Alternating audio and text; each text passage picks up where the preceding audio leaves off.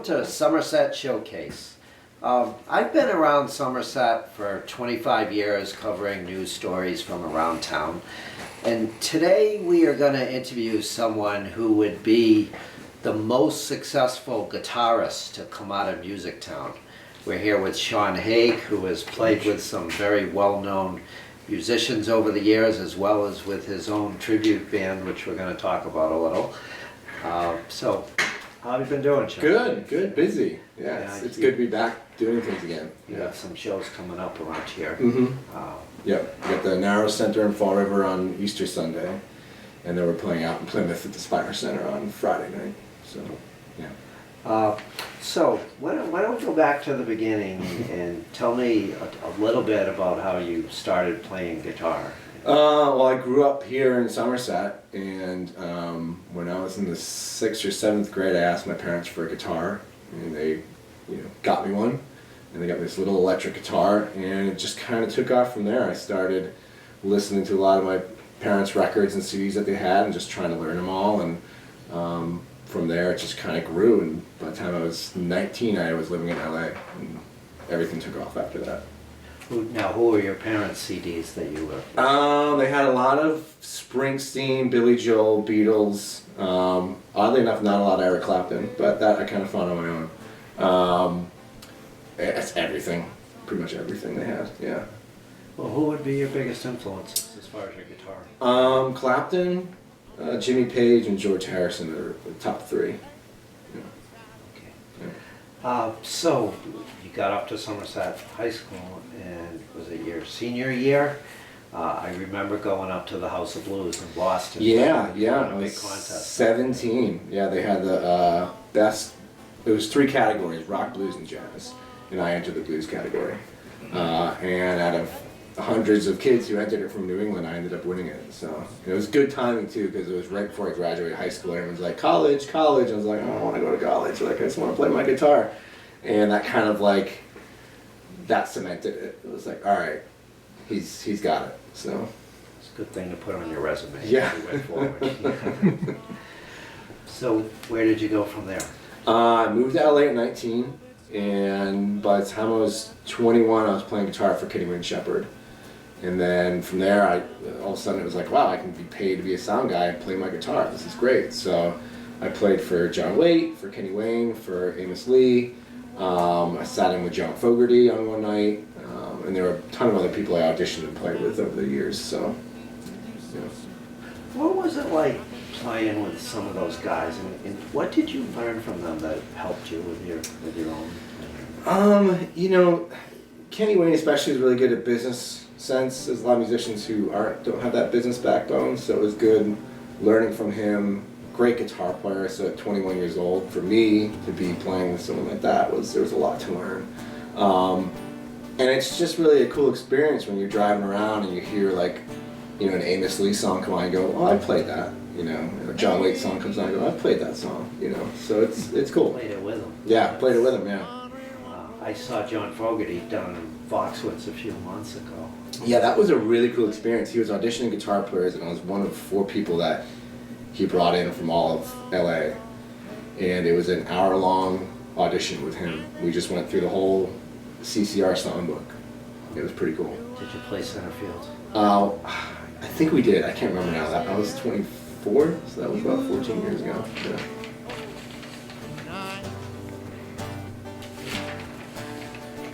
Okay, so you're here to play in the area with your tribute band, Journeyman. Yeah.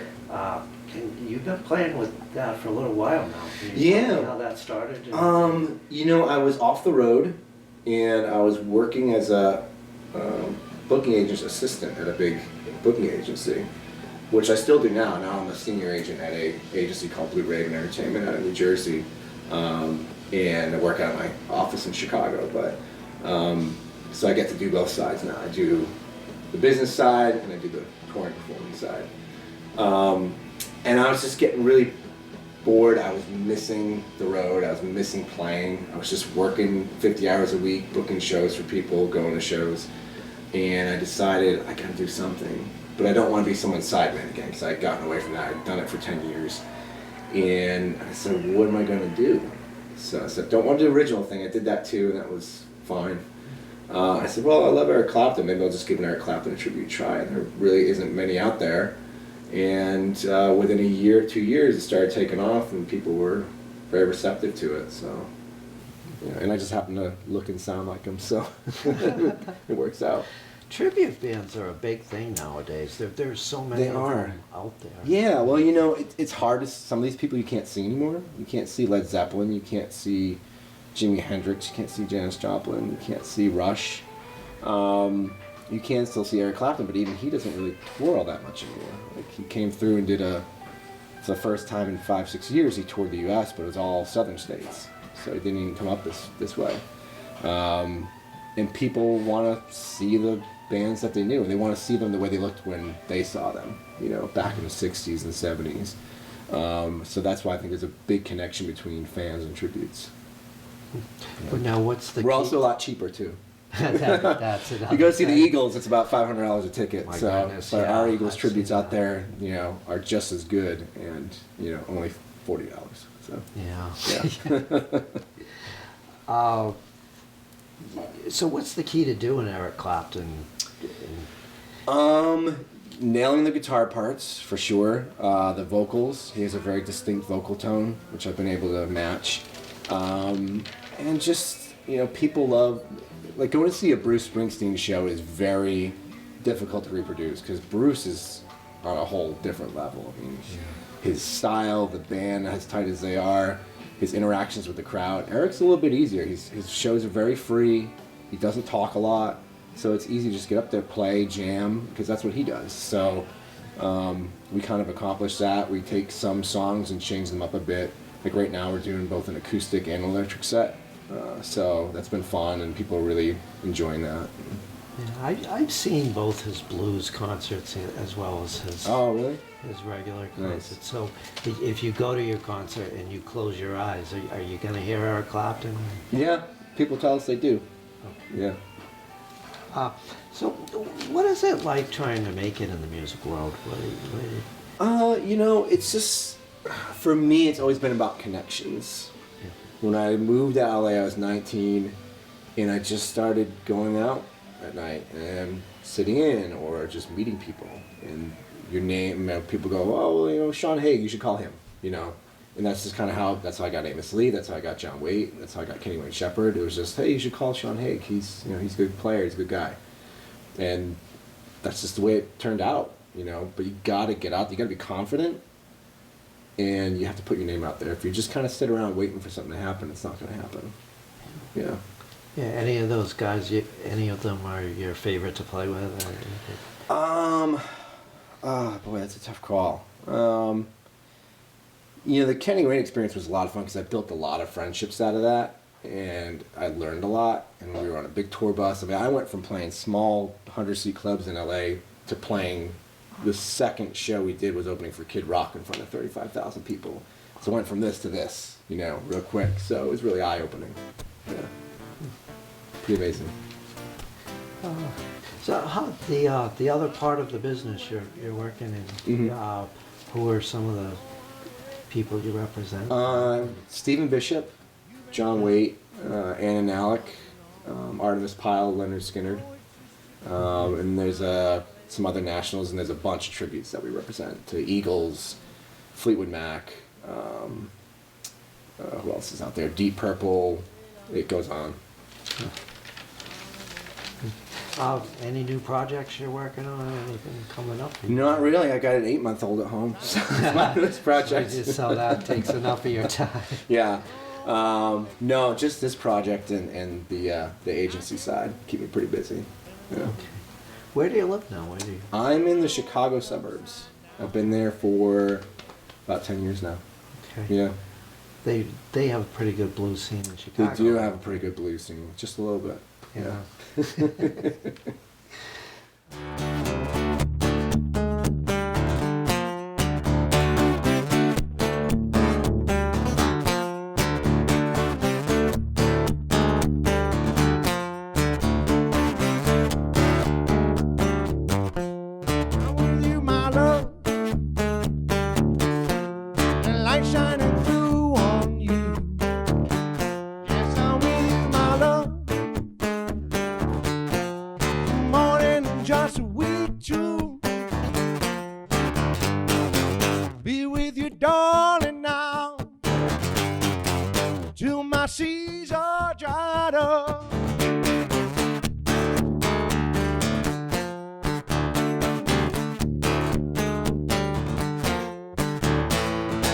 I've been waiting so long to be where I'm going in the sunshine of your love.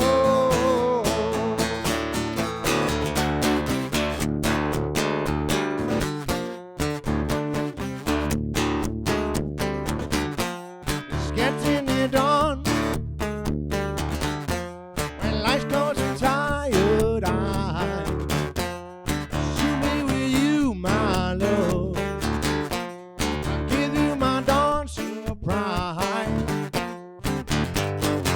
Be with you, darling, soon till the stars stop falling.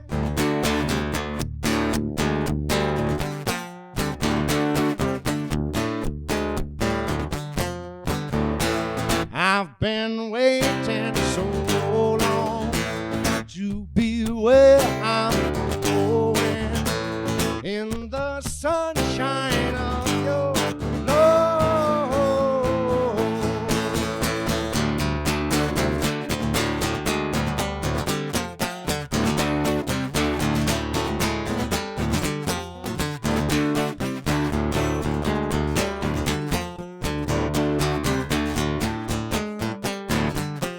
I'm with you, my love,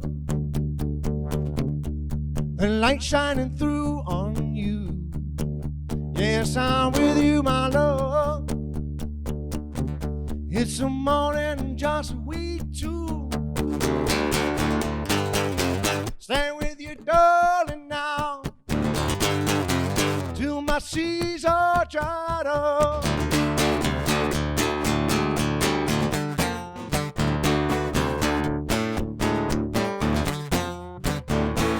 I've been waiting so long. I've been waiting so long. I've been waiting so long to be where I'm going in the sunshine of your love.